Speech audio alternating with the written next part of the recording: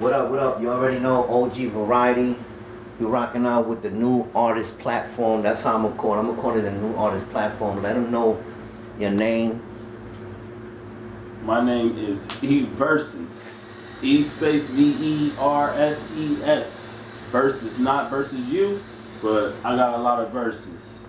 Alright. E-Verse. How you get your name, E-Verse? Man. So I always felt like when I was younger that it was always me versus the world. So, like, I used to sit back and me and my dad used to chop it up, and we talked about like a name or whatever for me moving on and doing music and stuff. And he was like, "How about E Versus?" And I was like, "E Versus like what? Like E Versus like Mortal Kombat type stuff?" And he's like, "Nah, man. Like E Versus like you got a lot of verses." Yeah, So I was all like, "Yeah, let's rock out with that." So I've been rocking out with it, and E Versus, man. What year you started doing music? I started doing music in 2014, but started taking it seriously when I was like 19, 20. What was that, like maybe 5 years or something like that? Yeah, like 5 years, you know. But I started doing professionally in the studio when I was like 22, 23. So. Oh, okay. So because you was recording your own music, right? Yeah, in the garage. At what age you was recording? Yeah, I was doing that at like 20. So okay. But that was just in the garage doing like my own solo dolo type of thing, and I didn't like show people anything. Or if you go on my SoundCloud, I got like 2 records, right. And it's in the very end. And those are like the old records that I did like in the garage and stuff.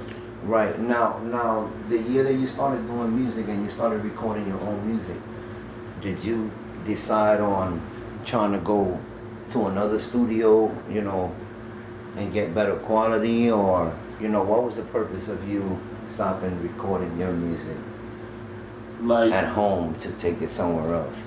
Like, so I felt when I was at home, like it was like I mastered my craft so much on the computer with doing it myself that it was kind of like I can only go so far. Like, let me go ahead and like start making music and start really getting into it and doing it in a faster process than me actually sitting back and buying the gear that I needed. Like, I was gonna do that in the longer route that I'm doing now, like, you know, pick up here and there parts, you know, but, you know, try to, you know what I'm saying, just push more faster, you know, and doing the music, the sound, you know, do instead of having to write the songs and then producing and all this. Yeah, it's like you're doing it all yourself. So you getting another studio and going to another studio, getting your music recorded actually gave you more time to develop on your music. Yeah, more. because I write songs so much. So right, it's kind of like it takes time away. Yeah, like so I'm sitting up there writing a song for a certain amount of period of time, and then I'm trying to record. Now I got to make everything sound the same. Then I got to also record another song. I'm by time now. I'm like, man, I wish it could be faster, you know. What was your first song you did? My first ever song, like recording yourself. Recording yourself. Oh shit. I think it's called Losses, or it's Can I Live. What year? What year was it? That was back in 2000 and I want to say 2018. I think it's 2018. Okay. Either into 2017, 2018. All right. And when did you record your first song in a professional studio? Oh, that was in 2000, definitely in 2018. And what studio did you go to? I went to the Palace. Oh, okay. All yeah. Right. You do got a project out, right? Yes. That you just dropped. Let the people, Unstable. right? I was about to say, let the people know about that. Now, before this project, you dropped other music, correct? Yeah. Where did you drop it at? SoundCloud, Spotify? Just SoundCloud at first. It wasn't like all platforms.